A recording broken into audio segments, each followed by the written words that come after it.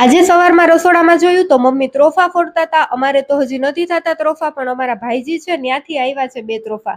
ત્યાં તો બુલબુલ પણ આવી ગઈ, એને એમ કે એના માટે કંઈક હશે। કામાક્ષી પણ જાગીને મારી બાજુમાં બેસી ગઈ। હું ત્રોફો પીતી હતી ને એ રોતી હતી, પણ તમે સરખું જોશો તો તમને ખબર પડી જશે કે એ રોતી નથી, ખાલી રોવાના નાટક કરે છે, કેમ કે એને હજી બ્રશ નથી કર્યું તો પણ એને ત્રોફાનું પાણી પીવું હતું। હાલો હવે મેં કીધું ભેરાભેર નાસ્તો પણ કરી જ લઈએ। હું, મમ્મી અને પપ્પા ત્રણેય નાસ્તો કરતા હતા અને આઠમનો ઉજાગરો તો આને જો રૂમમાંથી ઉઠાડ્યા તો પાછા હોલમાં આવીને સુઈ ગયા। 10:30 વાગ્યા પછી મેં રસોઈ માંડી, દાળ બાફવા મૂકી, ભાત મૂક્યો અને પછી લોટ બાંધીને દાળ બફાઈ ગઈ હતી તો વઘારી નાખી। હવે થોડોક નાસ્તાનો બ્રેક લઈ લીધો અને પાછું કામકાજ ઉપાડ્યું। પેલા શાક વઘાર્યું ને પછી રોટલી બનાવવાની શરૂ કરી દીધી। વારાફરતી વારા બધા બેસી ગયા અમે જમવા। જમીને ફ્રી થઈને પછી કામાક્ષીને નવડાવીને તૈયાર કરી। બારીએથી બહાર જોયું તો એકદમ અંધાર થઈ ગયો હતો અને ઝીણા ઝીણા છાંટા આવતા હતા। થોડીક વારમાં તો જોરદાર વરસાદ આવવા માંડ્યો, વીજળીને ગાજતો તો પણ જોરદાર। અને નોળિયું છે ને આ વાતાવરણની મોજ માણતું હતું, પણ શ્યામને આ વાતાવરણ ન સહેતું। પછી શ્યામે એના માટે ઉકાળો બનાવીને પીધો। આજે રાત્રે ગલકાનું શાક બનાવવાનું છે એટલે હું ગલકા લઈને બેસી ગઈ। બધા ગલકા સુધારી નાખ્યા અને પછી એક બાજુ મેં શાક વઘાર્યું અને મમ્મીએ રોટલા બનાવી નાખ્યા।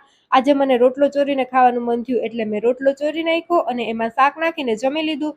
તો આવી રીતે આજનો અમારો દિવસ પસાર થઈ ગયો। બાય બાય, જય સિયારામ। મળીએ નેક્સ્ટ વિડીયોમાં। Like, share, subscribe.